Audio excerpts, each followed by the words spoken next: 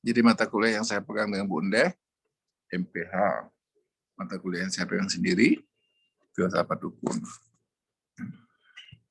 Nanti ada lagi saya pegang mata kuliah hukum properti bersama Pak Moko, hukum perikatan bersama Pak Agus, hukum bendar bersama Pak Moko.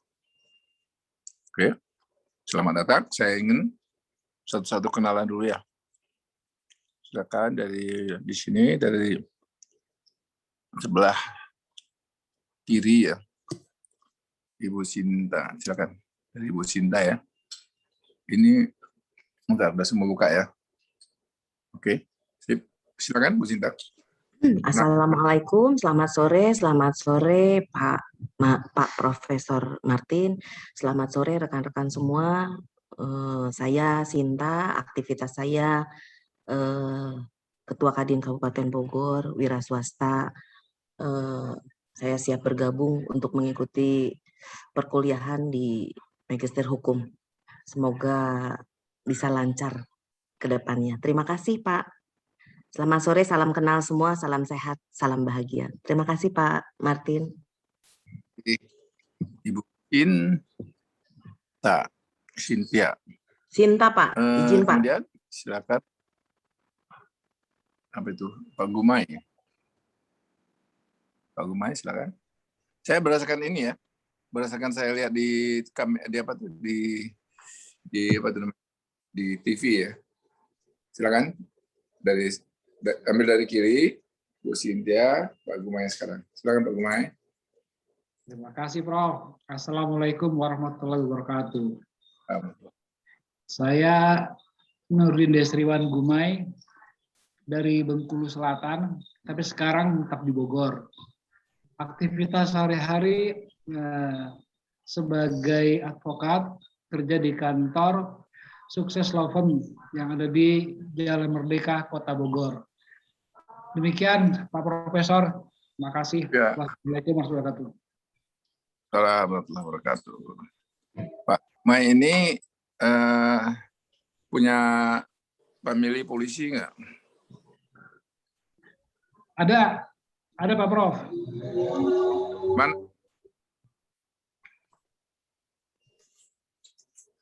Tidak terkopi. Tidak terkopi Pak. Tidak terkopi. Iya, apa harus kopi dulu kita ya? Pak Gumai itu tinggal di Villa Duta. Kabarnya dia merupakan pemilik Kopi Nako. Kemudian pemegang saham Haji. Kemudian juga yang ada di arah apa tuh Bogor Raya itu yang ada kayunya di tengah pohon kayu. Dan tetangga saya sebelah rumah. Alhamdulillah. Iya, Gumai itu marga, jadi banyak sekali, Pak. Banyak ya? Karena suka saking banyaknya, ya tidak ada lagi pertemuan Pak sekarang. Kalau dulu ya sekarang sudah tidak ada pertemuan karena sudah saking banyaknya aktivitas. Tapi dari Palembang ya? Bengkulu apa Palembang dari Gumai? Begitu. Oke, Gumai itu berada di antara Sumatera Selatan dan Bengkulu, sepanjang Sungai Pinau, Pak Prof. Jadi dia melintas dari Lahat sampai ke Bengkulu Selatan. Iya, semuanya itu Gumai. Ya. Sekarang selamat bergabung ya bersama Ibu Sintia. Terima kasih. Yana. Sore Bu Sintia. Pak Yana. Ya, saling kenal ya. Ini mulai sekarang ya, Anda aktif dalam sepenanggungan. Jadi ya masuk bareng, keluar harus bareng. Nah, jangan merasa nggak bagus kalau masuk bareng, keluar sendiri-sendiri. Nggak nyaman. Silakan. Ya. Mas Yana, silakan. Terima kasih, Pak. Assalamualaikum warahmatullahi wabarakatuh. Saya Yana Priana, asal dari Sukabumi. Kegiatan sehari-hari sebagai asisten dosen di Universitas Nusa Putra. Terima kasih. Assalamualaikum warahmatullahi wabarakatuh. Universitas apa? Universitas Nusa Putra. Oh, Unpi yang. Cianjur. Cianjur ya. Sukabumi, Pak. Ya. Terima kasih selamat bergabung, Mas Yana, Kang Yana. Lanjut sebelah Kang Yana ini namanya di sini tercatat Pak Ardi Sugiar. Monggo. Ya, terima kasih Pak. Assalamualaikum warahmatullahi wabarakatuh. Nama saya Herdi Sugiar, satu kantor dengan Pak Nurdin. Saya sebagai advokat juga Pak di kantor di Merdeka. Saya tinggal di Depok. Salam kenal semuanya. Semoga bisa lebih cepat kuliah offline Pak. Kayaknya lebih efektif sih. Mudah-mudahan bisa secepatnya dalam luring. Mahasiswa rata-rata gitu. Kuliah minta offline, minta online. Ya, biasa. Pak, kapan online-nya, Pak? Oke, nanti waktu ujian. Jangan dong, Pak. Ujian online aja. Offline. Ada juga yang datang ke kampus. Pak, minta izin. Kenapa? Mau ke kampus ngapain? Menjumpa Bapak. Mau nengok aja. Oh, ini orang ini. Jadi, tapi kalau Bu Cynthia udah pernah kenalan ya kita, walaupun nggak langsung. Cynthia ini alumni S1 Unida. Saya minta dijelaskan juga ya S1-nya di mana gitu ya. Siap. Pak Yana S1 di mana? Saya di STAI Alandina, Pak. Sukabumi. STAI itu apa? Sekolah Tinggi Agama Islam. Ya. Jurusan HES, Hukum Ekonomi Islam. Oh, jelas arah. Kemudian di sebelah Pak Sugiar, advokat Sugiar, sebelahnya ada pakai baju batik ini. Pakai baju batik, Pak Andi Nugroho. Monggo. Andi. Assalamualaikum warahmatullahi wabarakatuh. Izin Prof, nama saya Ardi Nugroho dari Cibinong. Saya kerja di Mahkamah Agung. S1 saya di UI Jogja. Di UI. Ya. Mana kita yang di sini ya, yang di Megamendung ya? Iya, Prof. Banyak mahasiswa kita di situ. Iya. Banyak yang di situ. Ya, kawan di situ. Ya. Ya. Untuk diketahui, Anda boleh bangga sekarang dengan Unida. Lebih bangga. Apa sebabnya coba? Pak Ketua alumni situ, Pak. Ketua Mahkamah Agung alumni Unida ya. Jadi para pengacara merasa bangga, hati-hati loh itu alumni kami. Pandemi saya belum sempat ketemu beliau ya. Kok tahu Pak? Ijazahnya saya teken. Jadi Bupati alumni kita. Bupati itu lihat di YouTube-nya. Selalu bilang, saya diajari oleh dosen saya Pak Martin Rustami yang selalu mengajari gini. Aduh, nanti Bu Cynthia jadi wali kota Bogor, gitu juga ya. Amin. Ketua Kadin potensial jadi wali kota ya. Terima kasih, Prof. Amin. Ibu Dini, Eka Putri, monggo. Kenalkan diri. Ya, terima kasih, Prof. Assalamualaikum warahmatullahi wabarakatuh. Salam kenal, Prof. Martin dan rekan-rekan semua. Perkenalkan, nama saya Dini Eka Putri. Saya tinggal di Cibubur, Gunung Putri. Aktivitas sehari-hari pastinya ibu rumah tangga ya. Dan aktif sebagai advokat di Trust Law Office. S1 saya dari Universitas Internasional Batam. UIB Batam ya. Terima kasih. Semoga bisa bareng-bareng belajar di sini ya, Prof. Itu dulu dosen kita, sarjana hukum. Pak, saya lupa namanya. Orang yang ganteng-ganteng, orang Aceh. Belakangan dia mau apa ya namanya, lupa sih. UIB. Sarjana hukum, doktor dia. 3 lagi profesor. Bukan Pak Reza, saya kali ini lupa ya, nggak apa. Selamat bergabung, berarti orang Batam nih. Iya, 11 tahun di Batam, pindah ke sini udah alhamdulillah udah 9 tahun, Prof. Oh, Iya, iya, selamat bergabung, Bu Eka ya, Dini. Bu Dini ya. Lanjut, sebelahnya ini adalah tadi Pak Ahmad Hadi Kusuma Smash. Wah, ini pemain badminton nih. Silakan. Sore, Prof. Assalamualaikum. Nama saya Ahmad Hadi Kusuma, saya tinggal di Sukabumi. Kebetulan sekarang saya lagi di entrepreneur online gitu. Terus sama kayak di konveksi gitu aja sih, kayak usaha aja. Kebetulan dulu sih alumninya dari UIN Bandung, Prof. Oh, di Bandung. Iya gitu. Syariah. Iya dok. Jurusan syariah. Oh enggak, saya hukum umumnya Prof. Nah, ya. Oh. Hukum umum UIN Bandung ada ya? Ada Om. Ada Prof. Iya. Panggil aja saya Om nggak apa-apa. Sorry Prof. Apa aja boleh. Oke. Gabung ya, Mas Ahmad ya. Iya Prof. Mohon bimbingannya. Ya, insya Allah. Sekarang Mas Dadi Adi Saputra. Ya, Belajar Pak Dadi silakan.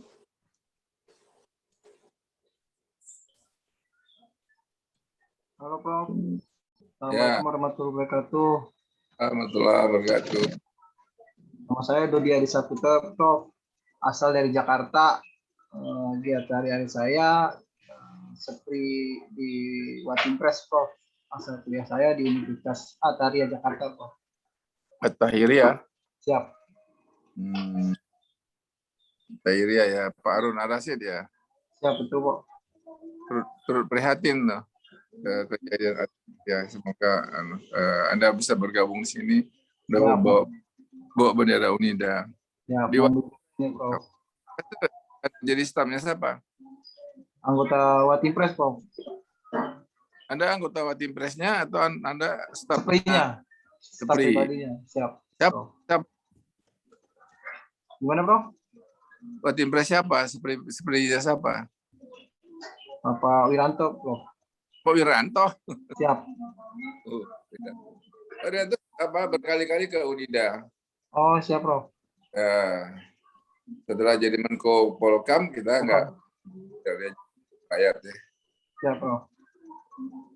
Oke, nah, selamat bergabung ya, Mas Siap, Dodi. Prof. Terima kasih, Prof. Dan Agus, silakan Pak Agus Purnomo ya, Pramono. Pramos. Agus Kukis Pramos. Orang Timur nih. Silakan. Unmute. Tahu nih unmute itu Pak Agus. Nah, unmute.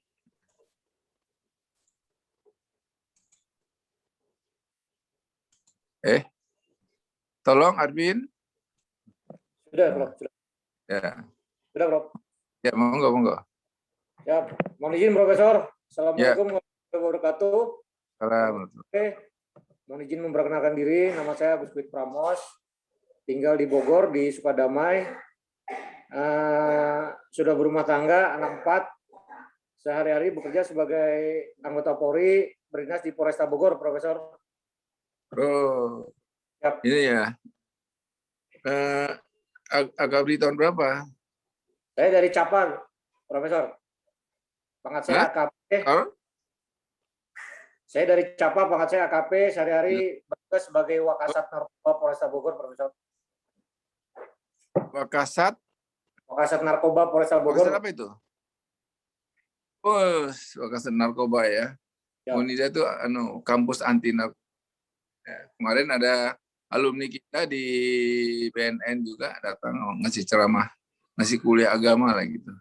Ya. Saya lupa namanya. Oke, Pak Agus, selamat bergabung. Ya, Banyak polisi teman kita. Iya, ya.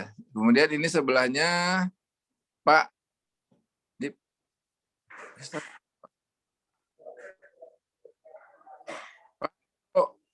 silakan Hendro Rahmadian. Monggo Pak Hendro. Assalamualaikum warahmatullahi wabarakatuh. Ya, selamat. Nama saya Hendro Rahmadianto. Saya tinggal di Bogor, Prof. Saya kerja di Kementerian Keuangan. S1 saya dari STAN dulu. STAN. Akuntansi ya. Ya. Ini yang mau melakukan matrikulasi ya, Pak? Iya, kemarin ya. Ya, Pak. Ya, Pak Hendro. Nanti lagi ya, Pak Hendro. Kapan ketemu saya nih? Tapi nanti bisa saya coba rekamkan, nanti boleh diambil di Unida TV ya, atau di Emros TV ya. Nah, MRTV bisa. Nah, saya mulai sekarang mulai rajin ngomong-ngomong 10 menit tentang hukum, terutama tentang basic hukum ya. Nanti biar yang bisa. Ya, siap, Prof. Ini ilmu baru bagi saya, Prof. Ini sangat menarik nih hukum ini. Ya. Mudah-mudahan jadi ini ya. Persamaan kita bisa masuk bareng, keluar bareng ya. Sekarang, siap. Amin. Nyonya Meli Maria, monggo. Assalamualaikum warahmatullahi wabarakatuh. Selamat sore Prof. Martin, juga selamat sore rekan-rekan yang lain. Nama saya Meli Maria Silviano. Sementara ini saya tinggal di Cibubur, di kota wisata. Kemudian aktivitas saya sehari-hari, saya mempunyai usaha yang berbisnis hiburan. Saya punya.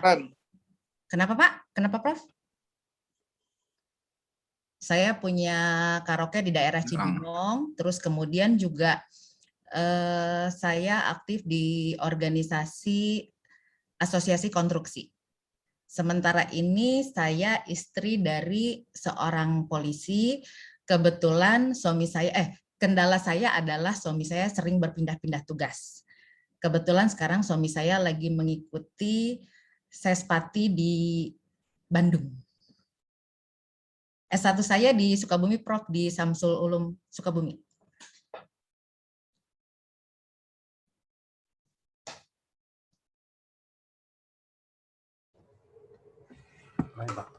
Suaminya polisi.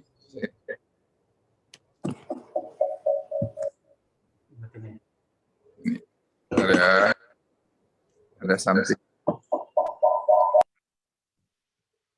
Suaminya polisi atau tentara, Bu? Suami saya polisi, Prof. Sekarang lagi sekolah, Prof. Insya Allah Oktober ini kelulusan. Insya Allah jadi bintang pecah ya. Amin, mohon doanya, Prof. Pecah. Saya suka mendoakan kalau Unida itu kan sahabat polisi. Jadi kemarin Pak Suyudi di sini, kemudian beliau apa tuh? Baik ya sahabat Unida. Saya bilang Pak Suyudi, saya doain semoga cepat. Sekarang udah pecah jendela. Alhamdulillah. Sekarang 15 ya Pak Suyudi.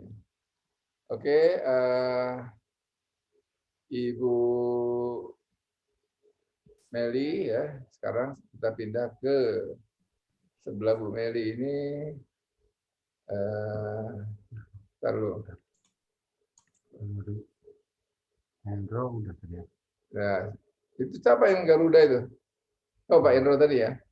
Sekarang Teh Ella Arta Arlina ya. Silakan Teh. Silakan. Masih mati itu ya. Masih mute. Ya, Assalamualaikum, Prof, semuanya rekan-rekan. Perkenalkan saya Elia Arlina, asal dari Bogor, juga lulusan S1-nya dari Unida juga, Prof, tahun 2002 ya.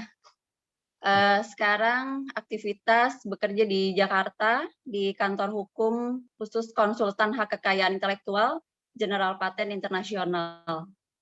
Begitu, Prof. Ya, alhamdulillah welcome back ke kampus ya. Kampusnya. Iya, dong. setelah 20 tahun ya. Coba ke arah lebih bagus lah, insya Allah ya. Kemudian di sebelah Bimbingannya, Prof. ya, ya gimana Mbak? Ya, mohon bimbingannya. Insya Allah. Ambil paten ya atau haki ya. Ya, betul, betul. Nah, Deden Sulaiman. Ya, tolong di unmute. Nah. Kedengeran. Tolong di unmute. Ya. Assalamualaikum warahmatullahi wabarakatuh. Mohon izin Profesor memperkenalkan diri. Nama Deden Sulaiman, asli Sukabumi, merantau ke Bogor dari tahun 2004 sampai sekarang. Pekerjaan anggota Polri di Pusdikreskrim Megamendung, S1 STHI Jakarta. Ya, selamat bergabung. Siap. Mohon arahan dan bimbingan dari Profesor. Banyak alumni di situ ya, ada Ustadz di situ. Siap. JPT selalu itu sama nama dulu Pak. Ada banyak Pusdikreskrim. JPT selalu. Alah, saya lupa. Oke, kemudian sebelahnya Pak Endang. Iya. Silakan Pak Endang. Assalamualaikum warahmatullahi wabarakatuh, Prof. Prof. Martin, perkenalkan nama saya ya. Saat ini saya bekerja di salah satu perusahaan swasta di PT Indodax sebagai legal and compliance, Dok. Prof. S1 dari mana? S1 saya dulu di STIH Dharma Andika, Prof. Dharma Andika. Ya. Andika. Oke, selamat bergabung. Sekarang ya, Prof. Ini Ricky Nova. Ya. Nyalain aja ya. Ini. Ricky, silakan. Assalamualaikum, Prof. Izin memperkenalkan, nama saya Ricky Nova Nugraha, tinggal di Bogor, S1 saya di STHI Jakarta, pekerjaan saya Polri dan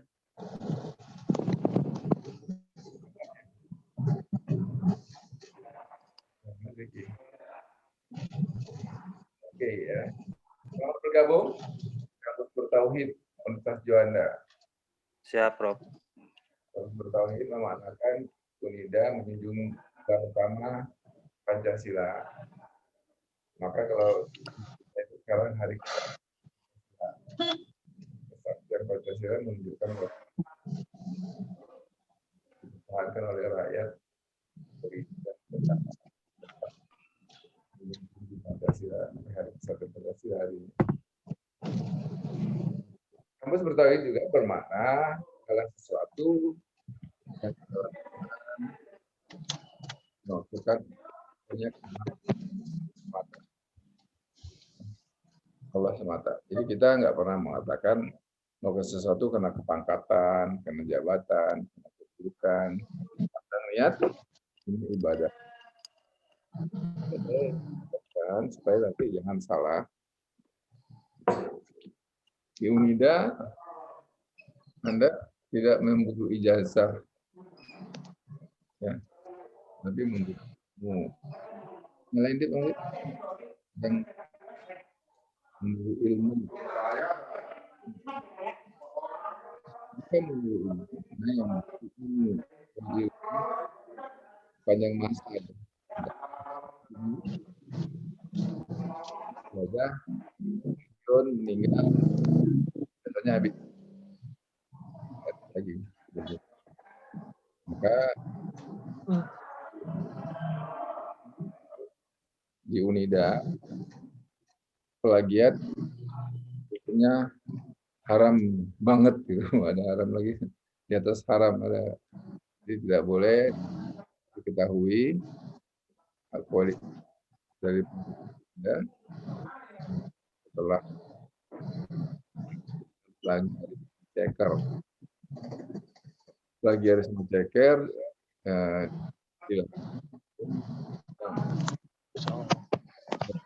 menurut ketentuan peraturan perundangan UNIDA Yaitu dalam Harris Manchester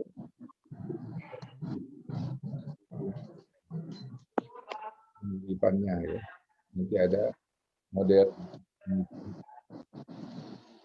yang akan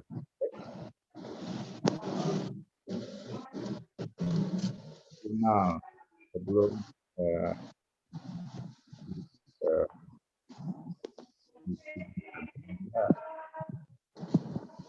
memang jumlah kita banyak peminatnya, accepted maksudnya bisa diterima tulisannya. Unida juga terbaik nomor 1 yang ada di Jawa Barat di luar Bandung. Jadi semua Jawa Barat di bawah kita dan Banten ya, Jawa Barat dan Banten di luar Bandung. Itu berarti Unida itu di luar kota yang ada di Bandung kita nomor 1 terbaik. Ini sudah bertahan lama ya. Kemudian jika dimasukkan Bandung, namanya LL Dikti 4, wilayah Jawa Barat. Dan Telkom University, TELU, yang kedua Parahyangan, yang ketiga Universitas nama itu. Nah, 3 tahun yang lalu kita nomor 4. Ya, nomor 4. Itulah kita coba mempertahankan mahasiswa, dosen, tim pendidikan, manajemen pendidikan dengan cara yang taat atas semua aturan pemerintah kita lakukan dengan taat asas. Pemerintah membuat apa yang Dharma perguruan tinggi, yaitu pendidikan dan pengabdian pada masyarakat, hingga membuat Pancadharma. Pancadharma dan pendidikan tauhid dan finalitas. Nah, kalau ciri khas dalam kapasitas itu jujur, bertanggung jawab.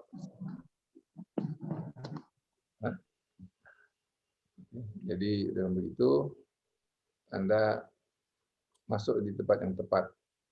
Kalau nggak silap saya pernah ngasih kuliah perdana ya.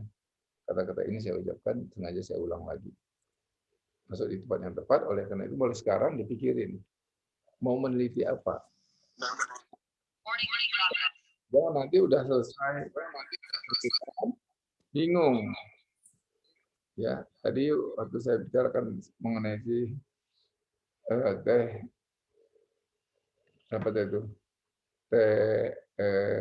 Erlina ya, mengatakan ya mulai sekarang ambil haki karena Anda bekerja di haki. Nah, kalau para pengacara lainnya tuh nanti lihat mana yang paling populer. Yang paling populer sekarang banyak di Omnibus Law, ya itu problem yang paling banyak sekarang. Ya. Nah undang-undangnya dibuat oleh pemerintah dengan DPR mendapat reaksi ya, dari berbagai kalangan. Ya. Kita di Unida ini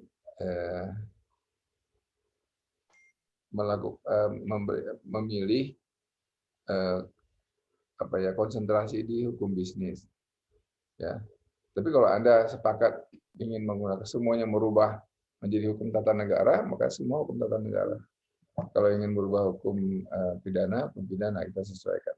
Tapi karena di depan sudah di-announce bahwasanya kita mencari konsentrasi hukum bisnis, maka kita menggunakan hukum bisnis, berkonsentrasi pada hukum bisnis. Mohon maaf ini Pak Agus Kuikes, Ibu Meli, dan apa satu lagi? Pak Ahmad tadi tolong di orangnya di ini. Nah, ya. Ambil dicas tadi Profesor, mohon maaf Profesor. Saya katakan, saya soal kehadiran agak sedikit strict ya. Banyak, soalnya nggak bisa ujian kalau kehadiran nggak cukup. Nanti baru ambulan. Jadi mendingan dengar dulu, nggak apa-apa ya. Bersabar dulu ya. Supaya kita bisa sama-sama duduk bareng, kenalan, saling kenalan ya. Kalau saya Martin Rustami, cari aja lah ya di Google ya. Memperkenalkan jadi nggak enak. Siapa ini Martin Rustami udah, insya Allah kita akan kenalan di sana ya. Saya pejuang cinta. Pejuang cinta apa? Cinta mencerdaskan bangsa. Ya. Saya notaris di Jakarta, kemudian setelah itu berhenti. Sejak 2006 saya memimpin Unida, mencintai Unida. Ya, dia adalah part of my son. Jadi, kalau kok cinta banget Unida, alumni Unida kagak, bukan kayak Ibu Cynthia ya. Saya alumni USU, ya, Unpad. Tapi kok cinta sama Unida? Because Unida is my son, part of my son, ya kan? I got 3 children, one of them is 2 sons. Tapi yang keempat adalah Unida. Jadi mari kita samai cintai Unida ini karena dia untuk membangun dan mencerdaskan kehidupan bangsa. Kita punya visi menjadi universitas riset yang menyatu dalam tauhid diakui dunia. Itu maknanya semua kegiatan riset kita lakukan secara terstruktur dan menjadi kultur budaya kita untuk melakukan riset untuk kepentingan kontribusi kita kepada dunia ilmu pengetahuan. Kenapa disebut dengan ketauhidan? Karena kita memang Pancasila. Jadi semua yang kita lakukan mesti dengan jujur. Ya. Karena bagaimanapun, kalau saya mengatakan pada anak saya, ada 3 syarat ikut saya. 1 sholat, yang kedua sopan, yang ketiga jujur. Sholat menjaga hubungan dengan Allah. Ibadah bagi yang bukan agama Islam. Kemudian ibadat ya. 2 sopan, menjaga hubungan dengan manusia. Yang tua dihormati, yang kecil disayangi, dilindungi, yang sesama dihargai. Baru jujur menjaga hubungan dengan diri sendiri. Kalau kita tidak jujur, maka kita malu sama diri kita sendiri. Kita berkaca, pembohong ya lo ya. Nah itu ya. Jangan menjadi pembohong ya. Karena kalau kata guru saya, untuk menutup 1 kebohongan, memerlukan 10 kebohongan. Ya kan, untuk menutup 10 kebohongan, Anda harus cari 100 kebohongan. Marilah kita mati dalam kebohongan kalau gitu ya. Jadi jangan pernah berbohong. Oleh karena itu, saya setuju sekali ketika kita sepakati kampus bertauhid ini memang ya kembali kepada Pancasila selaku filsafat dasar filsafat bangsa dan negara. Kemudian diakui dunia. Nah kita memang sedang mendunia. Kita adalah orang Bogor, tapi harus diakui dunia. Ya, kita nggak mau dibilang orang Bogor tuh apa namanya sekarang Bogor tuh biar tekor asal kesohor. Tidak, Bogor tuh kesohor tapi tidak tekor, untung. Ya kan? Caranya bagaimana? Saya tuh gemes tahu nggak? Setiap saya pergi ke perbankan yang ada di Jakarta tuh, manajer itu orang Bogornya dari 30 baru dapat 1. Tapi orang dari Malang, dari Surabaya banyak banget. Ya. Jadi kita tuh nunggu 30 orang, manajer baru dapat 1. Saya mengatakan kita paling dekat, front of Jakarta. Kita harus menjadi manajer di Jakarta. Kita harus ambil alih Jakarta itu. Ya kan? Ya kompetisi lah. Ya. Nggak melihat ke suku dan bangsa saya, tapi orang Bogor harus, karena kita di depan Jakarta. Kita paling dekat dengan Jakarta. Masa sih? Jadi penonton, nah lebih kurang gitu. Jangan ada kata tekor asal kesohor. Nah bagi yang lain, ayo kita cintai Bogor ini sepenuhnya dan kontribusi kepada Bogor. Nah, tapi diakui dunia. Kenapa dia yang diakui dunia? Saya sama Bupati kan cukup dekat ya. Saya selalu mengatakan kepada Bupati, ayo saya Unida bisa bikin apa supaya Bogor bisa terbang lebih jauh. Nah, Bupati sekarang bagus ya, alumni kita jadi. Bagus ya, selalu konsultasi sama kita kalau kenapa ya. Bapak Ibu sekalian, itu sekilas perkenalan saya dengan UNIDA. Saya dikasih kepercayaan, dikasih tugas untuk melakukan pengajian. Saya bilang pengajian ya, namanya metodologi penelitian hukum dan filsafat hukum. Di depan ini saya kena co-teaching dengan Bu Indeh, maka saya di depan ini saya bikin pengantarnya dulu. Saya merangsang dulu ya, merangsang kita bagaimana sih kerja metodologi penelitian hukum itu. Oke.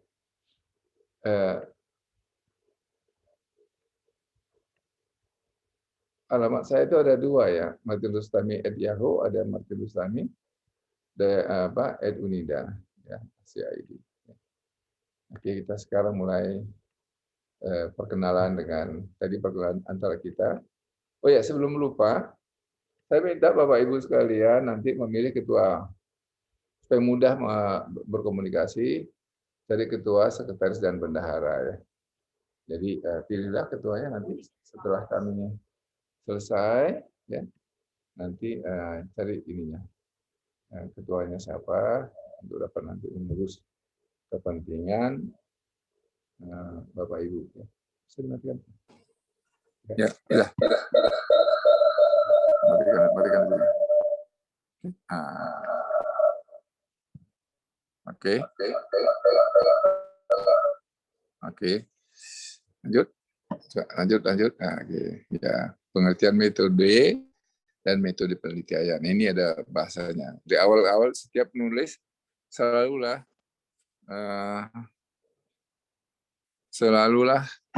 mulai dari pengertian ya, untuk mengetahui apa itu sesuatu ya. Jadi Inggris menyebut metode, Latin metodus, Yunani metodus, meta tambah hodos. Meta berarti sesudah, di atas, sedangkan hodos berarti satu jalan, satu cara. Metode penelitian disebut juga research ya, and search, mencari lagi ya, kembali atau lagi, search mencari lagi. Jadi research adalah proses yang berkelanjutan, jadi terus menerus untuk menemukan sesuatu dan memperbaharui temuan yang ada. Jadi ini yang disebut dengan falsification. Falsification, dia false. Dia memang tidak berhenti. Gitu ya. Kalau berhenti berarti bukan research namanya. Dia bisa ambilkan ini saya enggak. Ini filmnya aja, ini saya baca di sini aja.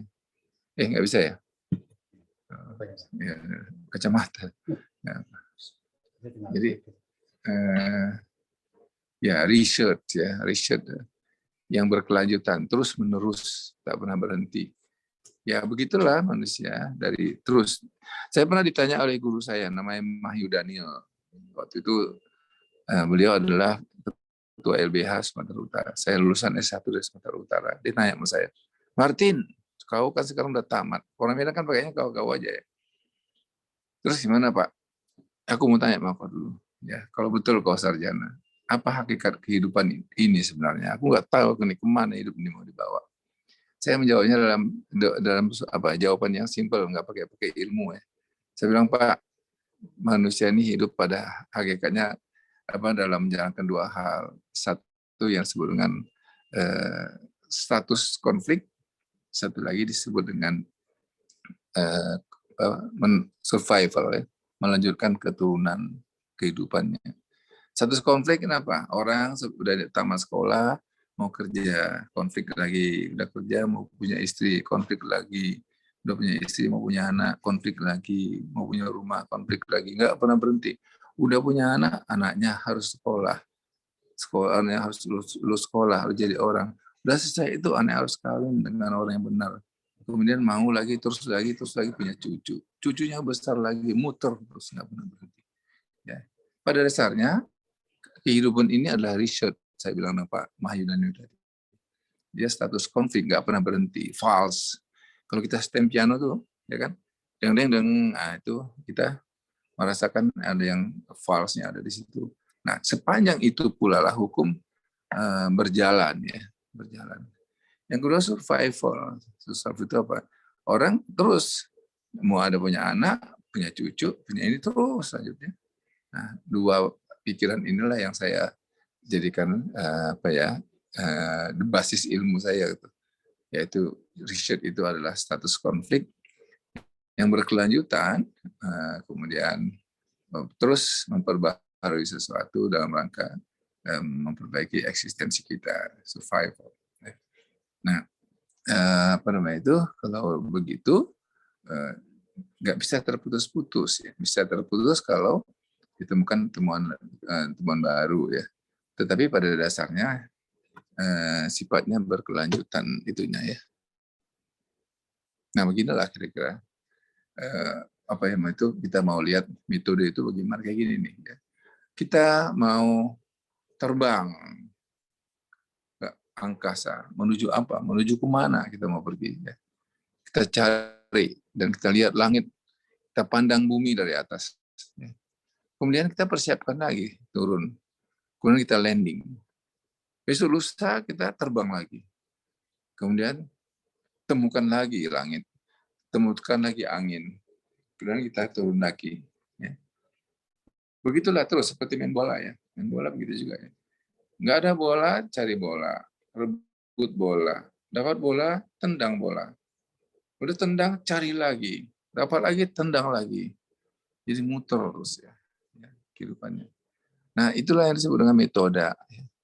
Bagaimana cara atau prosedur yang ditempuh untuk mencapai tujuan tertentu secara umum dan spesifik. Secara umum ya tadi, ya, ingin tahu tentang kapan jam kantor dimulai di Polres Kota Bogor, kapan mulai boleh pulang, kan itu secara umum. Tetapi apa yang dikehendaki oleh pimpinan baru itu kan secara khusus. Saya mau Bogor terbebas dari narkoba, misalnya gitu. Itu dia maunya itu, ya kita harus cari caranya dapat menemukan. Sehingga dia berperan dengan menggunakan logika. Dia harus pakai logika, nggak pakai perasaan. Dia harus objektif, ya, untuk memecahkan satu persoalan. Penelitian itu, metode itu adalah sesuatu yang objektif, ya. Nah, saudara sekalian, saya pernah mengatakan hukum itu wawasannya cukup luas dari ujung langit ke ujung langit. Ya, kalau kita mengetahui hukum tuh, mengetahui hukum itu luas, ya, dari ujung langit ke ujung langit. Tapi mendalami hukum itu mesti dalam, sedalam-dalamnya perut bumi. Kalau kita ingin menjadi ahli hukum, maka memiliki ilmu pengetahuan yang mendalam, ya, dalam sekali. Kemudian kita juga harus memiliki wawasan yang luas sekali. Susahnya memang dalam zaman sekarang ini program studi hukum itu cuma satu, program studi ilmu hukum namanya. Kalau zaman saya kuliah dulu ada bagi-bagi, ada hukum tata negara, ada hukum pidana, ada hukum perdata, ada hukum tata usaha negara, ada hukum acara. Itu macam-macam, ya, dipilih menjadi pilihan kita. Kita mau kuliah di mana, ya? Kalau di sekarang nggak bisa, program studi hukum itu cuma satu, belajarnya 8 semester. Kemudian bagaimana punya wawasan seluas itu? Padahal program studinya cuma satu, harus mengetahui sebanyak-banyaknya, tapi juga harus mengetahui ilmu sedalam-dalamnya. Nah, itulah yang saya sebut dengan ilmu pengetahuan yang kita memiliki wawasan, tapi harus landing to earth, harus menyentuh bumi, harus jelas menyentuh buminya. Dan kalau kita menjadi dokter, harus dalam menusuk buminya, sehingga tahu betul apa sih dasar hukum itu, basis hukum itu, filsafat hukum itu apa sih. Ya, dengan demikian kita baru bisa dapat menyebutkan diri kita adalah seorang ilmuwan hukum.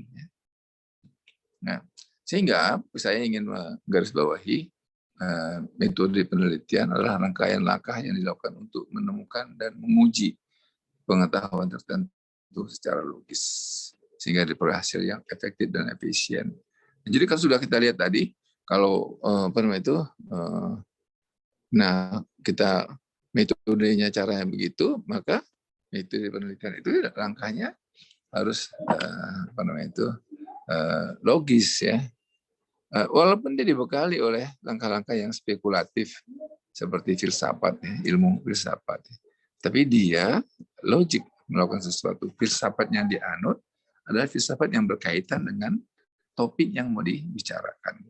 Filsafat yang dipakai adalah sejalan dengan topik yang ingin dikembangkan.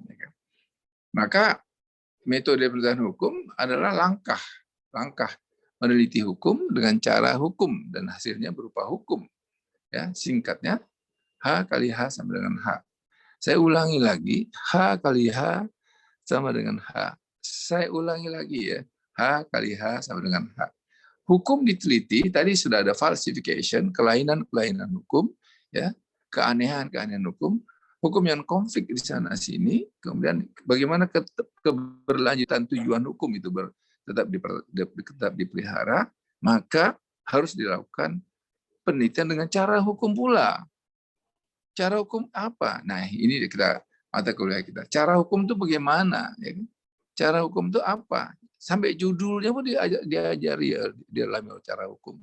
Misalnya ada judul yang mengatakan pengaruh kejahatan terhadap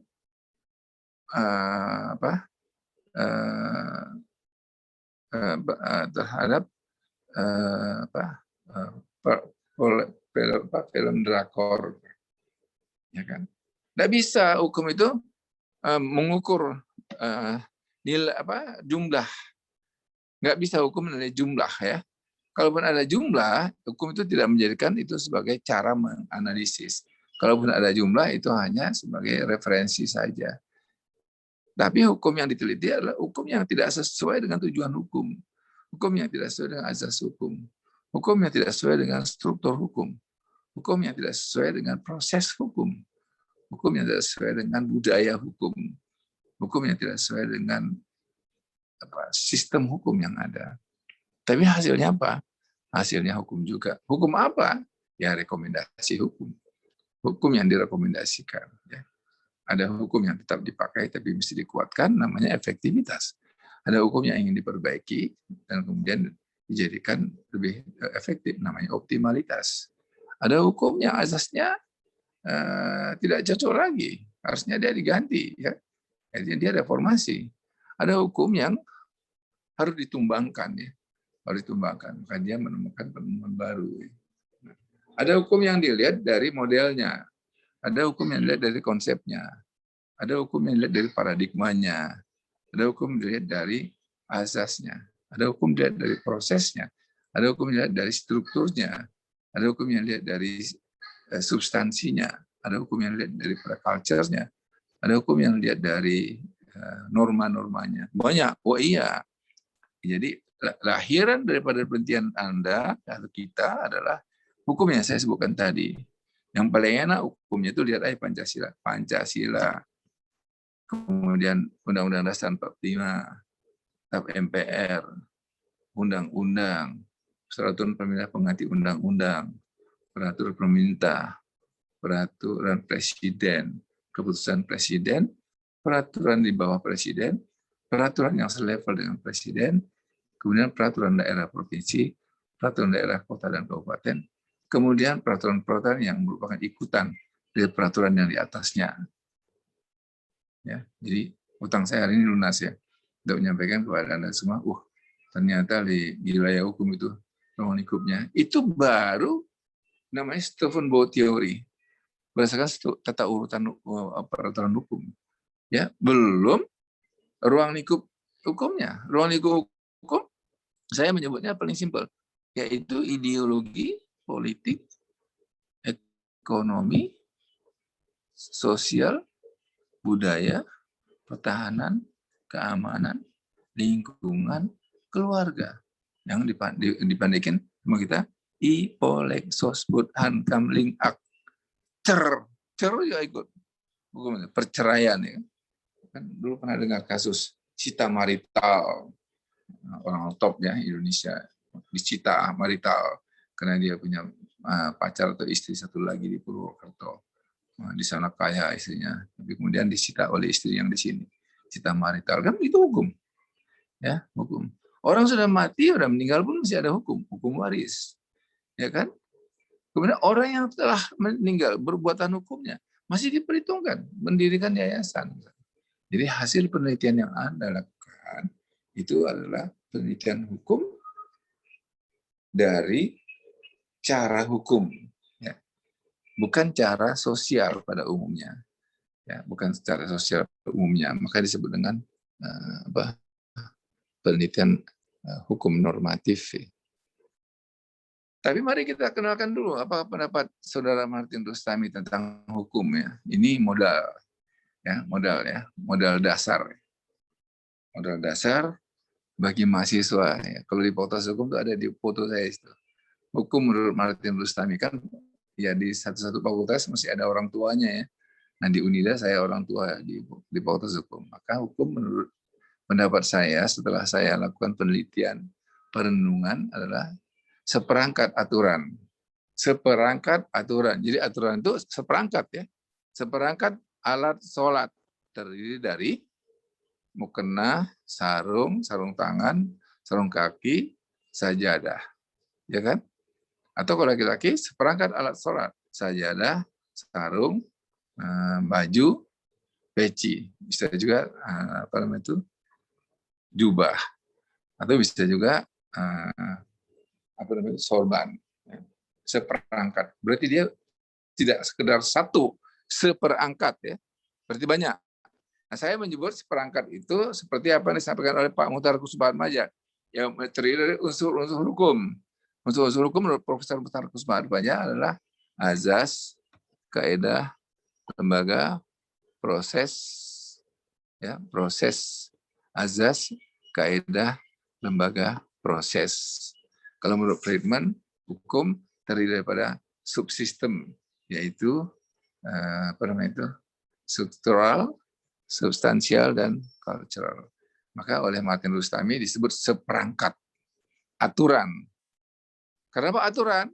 Dia formal dan ketentuan. Kenapa ketentuan? Ada juga yang nggak formal, seperti hukum adat, toto kromo, kepatutan, kesusilaan, itu saya menyebutnya ketentuan.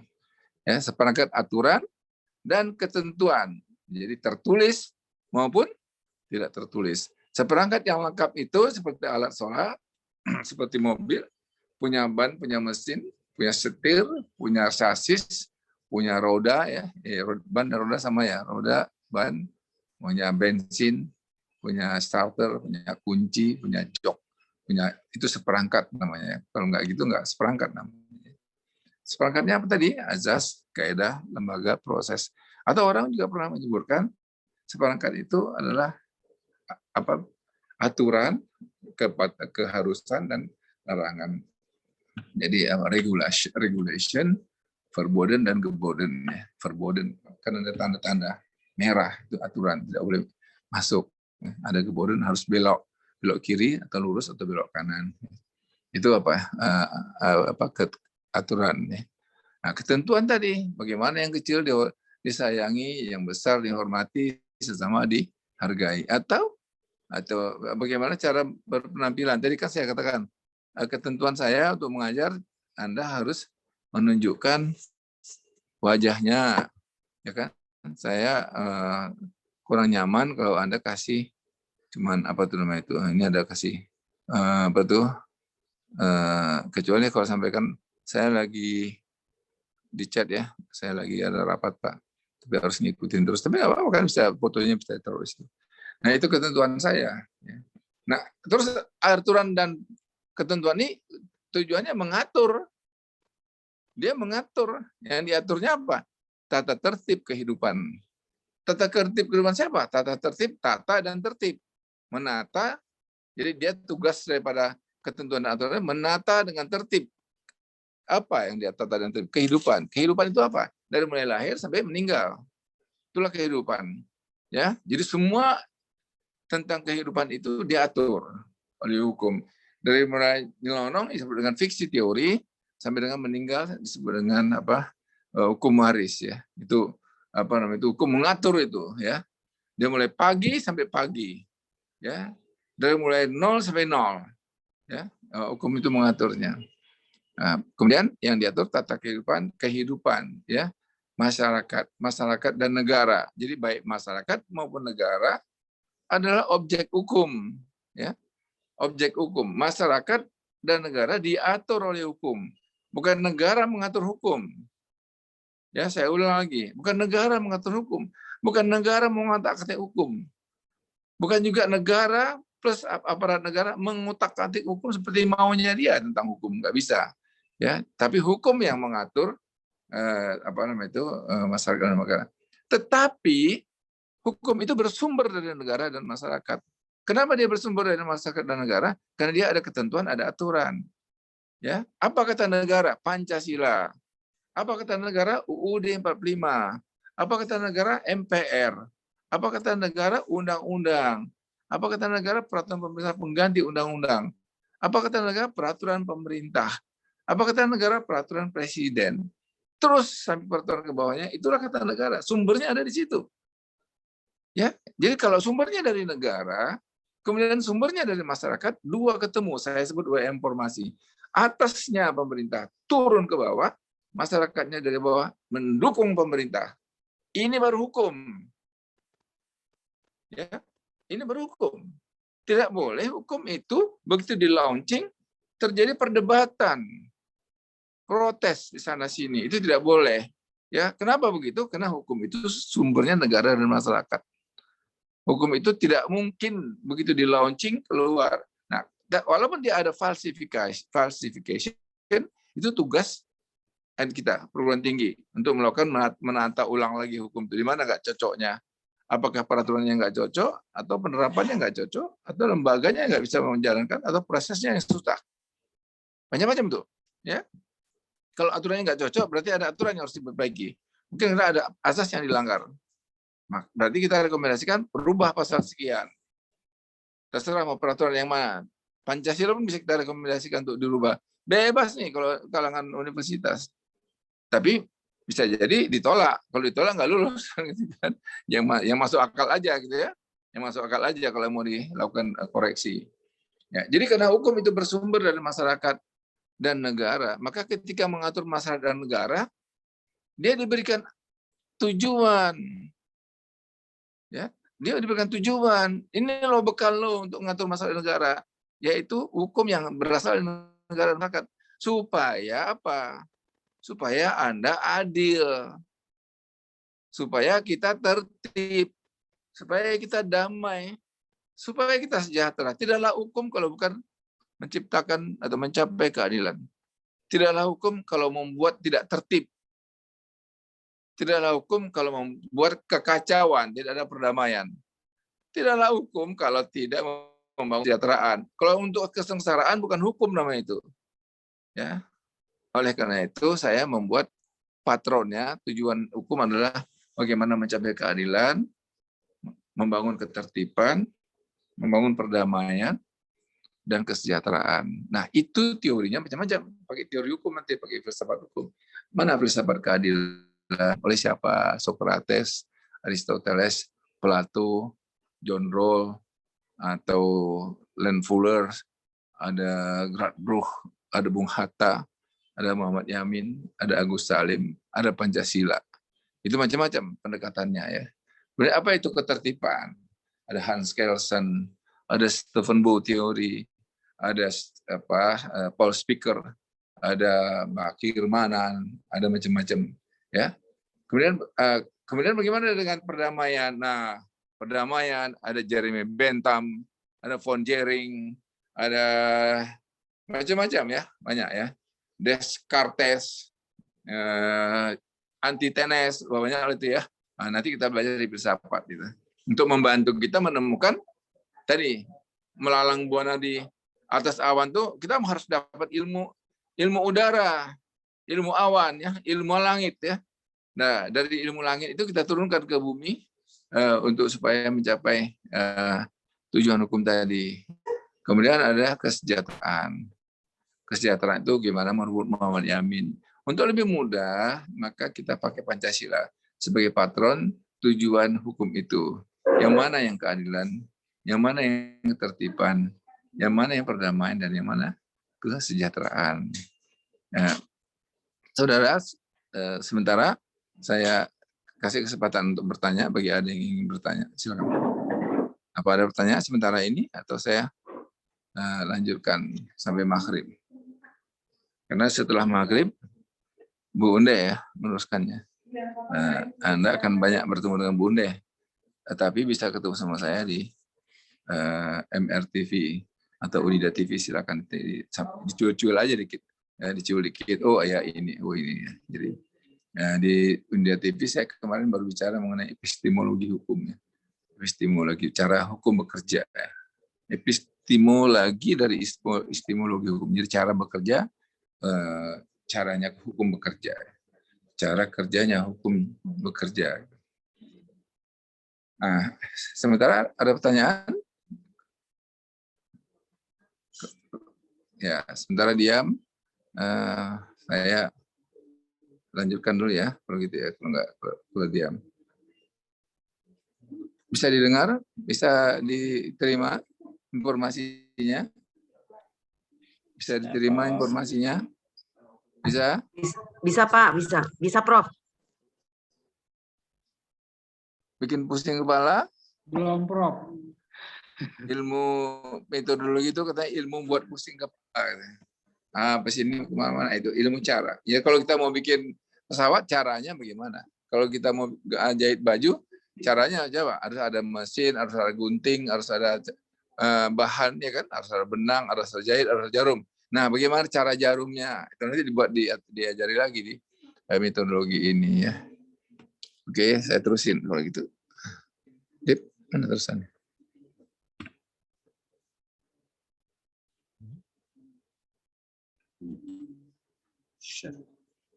Ya, saya tambah ya. Tadinya saya pikir ada diskusi. Jadi saya stop di situ dulu sementara. Tapi kalau tidak ada, saya teruskan ya. Udah. Nah, penelitian hukum satu kegiatan ilmiah yang didasarkan pada metode, sistematika, dan pemikiran tertentu. Jadi ada metodenya, tadi saya sudah sebutkan. Sistematika ada urutannya dan ada pemikiran tertentu. Siapa yang menjadi landasan berpikir kita. Atau disebut juga dengan kerangka berpikir ya. Nanti kita coba bicara mengenai kerangka berpikir ya. Yang bertujuan untuk mempelajari satu atau beberapa gejala hukum tertentu dengan jalan menganalisis. Jadi bagaimanapun yang diteliti oleh hukum itu adalah gejala hukumnya ya. Gejala hukum itu kadang apa sih? Gejala hukum itu apa saja gitu. Nah, gejala hukum itu saya mengatakan dikenal juga dengan fenomena ya, fenomena. Tapi fenomena baru bayangan saja. Tapi ada yang namanya fakta.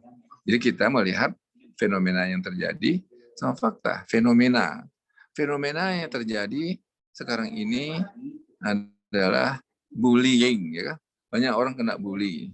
Fenomena yang terjadi adalah orang sekarang bisa face off ya, tukar kepala orang lain, tapi orang lain itu melakukan itu, ya. Fenomena yang terjadi, misalnya kejahatan cyber, hoax, dijadikan alasan untuk menangkap, atau fenomena terjadi kerumunan, ya. Tetapi ada fakta. Nah, fakta itu ada data. Kalau fenomena bisa sangka-sangka, ya, bisa mendengar, melihat, bisa di internet, bisa di di rekaman, bisa juga sambil lewat ya, sambil lihat. Ada fenomena yang mengatakan bahwasanya orang asing kalau ingin memiliki properti di Indonesia mesti kawin sama orang Indonesia. Fenomena itu ada fakta apa fenomena? Ya kan? Kalau kata orang fakta apa fiksi gitu ya. Bukan fakta apa fenomena. Fenomenanya ada berlaku. Cuman apakah memang asing itu ingin menguasai properti di Indonesia melalui cara yang seperti itu? Perlu fakta. Kita cari faktanya. Untuk dapat fakta, kita boleh menemukan fakta di lapangan, ya, boleh menemukan fakta dibenarkan, ya. namanya itu namanya bahan data sekunder, fakta di lapangan itu. Boleh nggak dijadikan alat? Boleh menjadi basisnya, maka penelitian hukum disebutkan jurnal. Tapi kalau Anda menggunakan fakta hanya sebagai pendukung, dan maka dia menjadi yuridis normatif. Fakta hanya sebagai support data saja. Ya. Semua kegiatan yang meliputi persiapan penelitian, proses penelitian, dan hasil penelitian menggunakan cara yang umum diakui dan berlaku pada ilmu pengetahuan. Nah, kalau pengetahuan umum sosial, caranya cara sosial. Jadi kan saya katakan banyak metodenya. Interview, ya, wawancara yang mendalam tentang sesuatu. Bisa saja ilmu sosial itu menggunakan in-depth interview, ya. Ada satu dokter dari salah satu perguruan tinggi minta saya sebagai narasumber. Sendiri aja saya selama 3 bulan diwawancara itu sama dia. Dapat doktornya, gitu. Jadi nggak harus banyak ya kalau kualitatif itu. Tapi kalau kuantitatif ukurannya susah.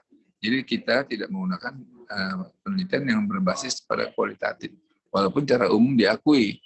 Ya, hukum menggunakan data kuantitatif hanya sebagai bahan tambahan aja. Misalnya berapa angka kemiskinan setelah pandemi misalnya, itu kan bisa diketahui dari angka-angka yang dikeluarkan oleh mungkin Satgas Covid, misalnya kita dapat dari Satgas Covid.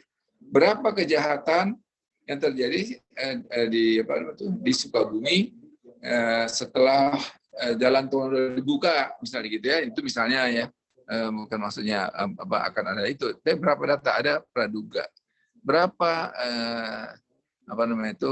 penyeludupan hukum yang dilakukan oleh orang asing untuk memiliki properti di Indonesia, itu ada data-datanya, itu bisa dipakai sebagai cara umum. Tapi menurut ilmu hukum itu tidak dijadikan basis data yang yang bisa dipertanggungjawabkan.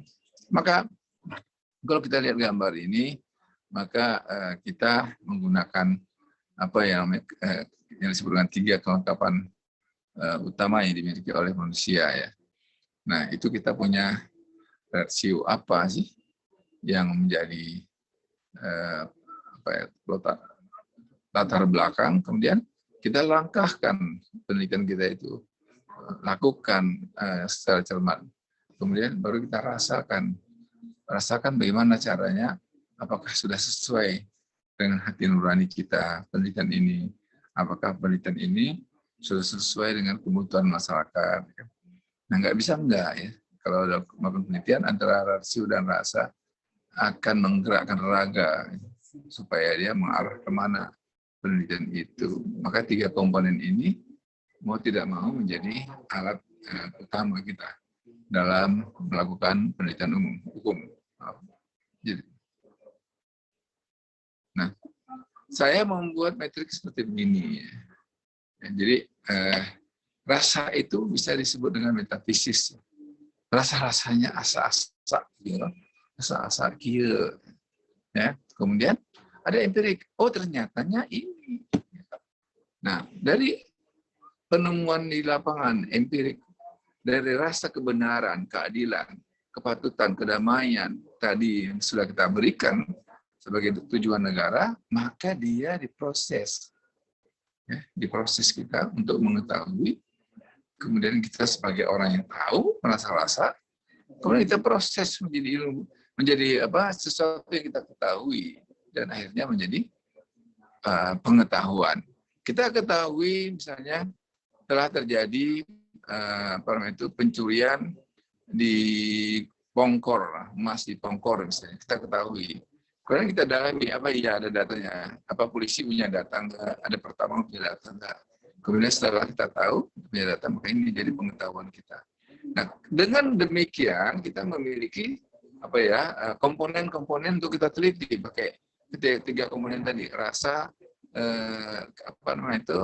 raga atau karsa dan ratio. Nah, dengan demikian, dengan putaran ketiga komponen itu dari satu objek yang sudah kita proses dari knower, knowing, dan knowledge ini, maka kita membangun persepsi. Ya, kita selaku peneliti, kita dalami objeknya, kita kombinasikan ke dalam proses itu, maka kita tahu, oh kira-kira persepsi saya ini. Walaupun secara hukum tidak diminta, ya, penelitian hukum itu memiliki apa yang disebut dengan lupa saya itu proyeksi ya. Penelitian hukum itu tidak memerlukan hipotesis ya, tidak perlu hipotesis ya. Tetapi kita dapat membangun persepsi dari itu. Kemudian ada yang setelah bangun persepsi kita memiliki memori ingatan tentang apa yang mau kita teliti. Baru kita melakukan pengenalan objek yang sudah kita lakukan. Dan proses ini ya disebut dengan intellectual activity. Proses intelektual dari merekam barang yang ada, baik itu secara metafisis dan secara empirik, kita proses dalam pola pemikiran kita, kemudian kita telah membangun persepsi, maka keluar ini yang disebut dengan intellectual activity. Saudara sekalian, karena hari di sini sudah maghrib, saya berharap kita bisa jumpa lagi. Namun sebelum saya tutup, karena nanti Bunda akan saya meneruskan saya masih akan hadir sekali 2 kali. Dari pertemuan ini saya harapkan bapak-bapak dan ibu-ibu dapat menerima informasi awal dari penelitian kalau memang tidak ada pertanyaan, saya tutup. Kalau ada pertanyaan, saya kasih 1 atau 2 yang bertanya. Saya hitung 5 kali. Kalau nggak ada, berarti kita tak ada pertanyaan. Sekarang saya bertanya, apakah suara saya jelas dapat didengar? Jelas. Jelas. Apakah Jelas, Prof. informasi Jelas, kan? tapi kadang-kadang terputus-putus juga. Iya, sama. Jelas, Sinyal. Prof. Jelas ya. Apakah Iya, informasi jelas. dapat ditangkap? Dapat. Alhamdulillah dapat, Prof. Enggak. Alhamdulillah. Apakah dapat ditangkap? Iya, Dok, dapat. Dok.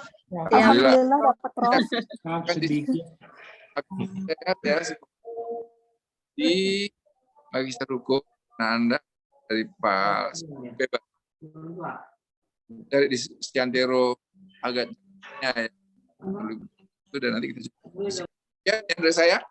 Sampai jumpa. Semoga sehat semuanya. Salam sehat dari saya. Semoga bahagia, tenang hatinya. Niatkanlah ibadah dalam kita melakukan proses pembelajaran ini sehingga duduk kita tidak capek-capek tapi dapat juga ilmu pengetahuan, di samping itu dapat juga ibadah. Ya. Pamit dulu. Selamat ibadah sholat maghrib bagi yang menjalankannya. Namun saya berharap Anda hari ini memilih ketua kelas. Kapan kita ketemu lagi sudah ada ketua, sekretaris, dan bendahara ya. Pak Nurdin, ketua kelasnya. Oke, sementara itu saya live dulu ya. Ya, Prof. Makasih, Prof. Cuma bentar lagi Zoom, bentar lagi pakai telepon ya. Terima kasih, Oke. Prof.